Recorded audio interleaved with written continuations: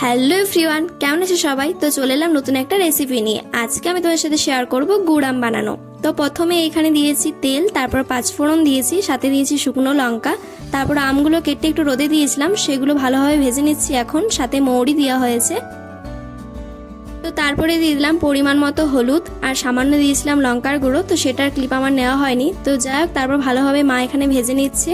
তো তোমাদের কার কার আম গুড় খেতে ভালো লাগে অবশ্যই কমেন্টে জানিও। তো এখানে মা ভালো করে আমগুলো ভেজে নিচ্ছে বেশ অনেকক্ষণ ধরে। তো তারপরে দিয়ে দিল গুড়টা।